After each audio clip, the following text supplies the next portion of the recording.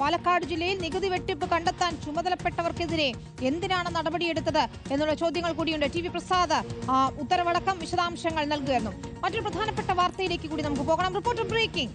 പ്രതിദിനം ആയിരക്കണക്കിന് ഗർഭിണികളും കുട്ടികളും ചികിത്സയ്ക്ക് എത്തുന്ന ഒരു ആശുപത്രിയാണ് തിരുവനന്തപുരം SIT ആശുപത്രിയിൽ. പക്ഷേ അവിടെ സ്കാനിംഗ് സംവിധാനമില്ല. സ്കാനിങ്ങിന് മെഡിക്കൽ കോളേജിനെയും സ്വകാര്യ സ്ഥാപനങ്ങളെയുമാണ് രോഗികൾ ആശ്രയിക്കേണ്ടത്.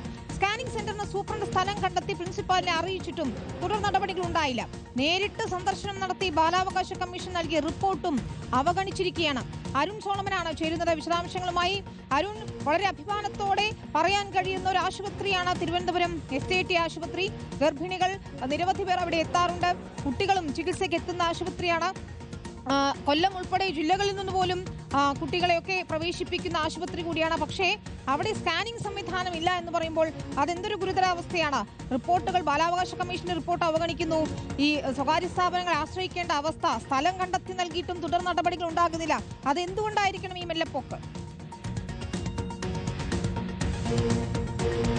വിനീത, പ്രധാനമായിട്ടും SITയെ സംബന്ധിച്ച് സ്ഥലപരിമിതി ചൂണ്ടിക്കാണിച്ചുകൊണ്ട് തന്നെയാണ് വർഷങ്ങളായിട്ട് ഈ സ്കാനിംഗ് സെന്ററുമായി ബന്ധപ്പെട്ടുള്ള കെട്ടിടങ്ങൾ നിർമ്മിക്കുന്നതിൽ വളരെയധികം ഉദാസീനതയോടുകൂടി SIT മുന്നോട്ട് പോകുന്നത്. ഇതിൽ ഏറെ പ്രധാനപ്പെട്ട ഒരു കാര്യം, സ്ഥലം MLA കൂടിയായിട്ടുള്ള കടകംപള്ളി സുരേന്ദ്രൻ 2022 തന്നെയാണ് ഇതുമായി ബന്ധപ്പെട്ട് ആശുപത്രി വികസന സമിതിയുടെ യോഗം ചേർന്നപ്പോൾ തന്നെ അന്ന് തന്റെ ഫണ്ടിൽ നിന്ന് ഇതിനു വേണ്ടിയിട്ടുള്ള കെട്ടിടം നിർമ്മിക്കാനുള്ള തുക നൽകാമെന്ന് പറഞ്ഞ് തീരുമാനമെടുത്തുവെങ്കിലും പിന്നീട് അങ്ങോട്ട് വീണ്ടും ഈ കെട്ടിടം നിർമ്മിക്കുന്നത് എവിടെയാണെന്നതിനെ ചൊല്ലിയുള്ള ആശയ തർക്കങ്ങൾ പലപ്പോഴായിട്ട് ഉടലെടുത്തിരുന്നു. ഏറ്റവും ഒടുവിലായിട്ട് ബാലാവകാശ കമ്മീഷന്റെ ഉത്തരവ് ഓഗസ്റ്റ് മാസം, അതായത് കഴിഞ്ഞ വർഷമാണ് വന്നത്. ഇപ്പോൾ 7 മാസം പിന്നിട്ടിട്ടും ഇതുമായി ബന്ധപ്പെട്ട് ഒരു നടപടിയും കൈക്കൊള്ളാനായിട്ട് SITക്ക് കഴിഞ്ഞില്ല എന്ന് മാത്രമല്ല, ഇപ്പോഴും അവിടെ എത്തുന്ന ആയിരക്കണക്കിന് വരുന്ന സ്ത്രീകളായാലും കുട്ടികളായാലും അവരൊക്കെയും തന്നെ ആശ്രയിക്കുന്നത് തൊട്ടടുത്തുള്ള മെഡിക്കൽ കോളേജോ അല്ലെങ്കിൽ മറ്റ് സ്വകാര്യ സ്ഥാപനങ്ങളെയോ ആണ്. ഇതുമായി ബന്ധപ്പെട്ട് തന്നെ ഏറെ പ്രധാനപ്പെട്ട ഒരു കാര്യം, മെഡിക്കൽ കോളേജിൽ എത്തുന്ന ഒരു രോഗിക്ക് പോലും മാസങ്ങൾ, അതായത് 6-7 മാസങ്ങൾ കാത്തിരിക്കേണ്ടുന്ന ഒരു അവസ്ഥയുണ്ട്.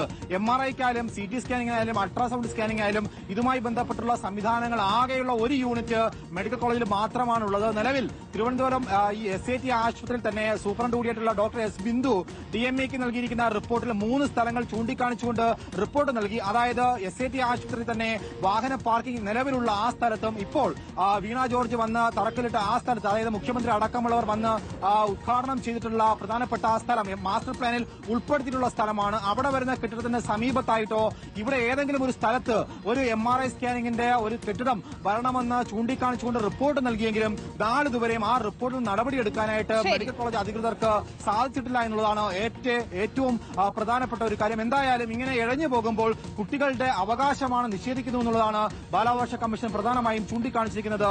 വിനീത, അതാണ്. ഏതായാലും സ്വകാര്യ സ്ഥാപനങ്ങളെ ആശ്രയിക്കേണ്ട അവസ്ഥയിലാണ് പല രോഗികളും. ഈ കെട്ടിടത്തിന് സ്ഥലം കണ്ടെത്തിയിട്ടും തുടർ നടപടികൾ സ്വീകരിച്ചിട്ടില്ല എന്നതാണ് ഏറ്റവും പ്രധാനപ്പെട്ട കാര്യം. ഏതായാലും ഈ റിപ്പോർട്ടിന്റെ അടിസ്ഥാനത്തിലെങ്കിലും തുടർ നടപടികൾ സ്വീകരിക്കുമെന്ന് നമുക്ക് പ്രതീക്ഷിക്കാം. അരുൺ സോളമനാണ് വിശദാംശങ്ങൾ നൽകിയത്.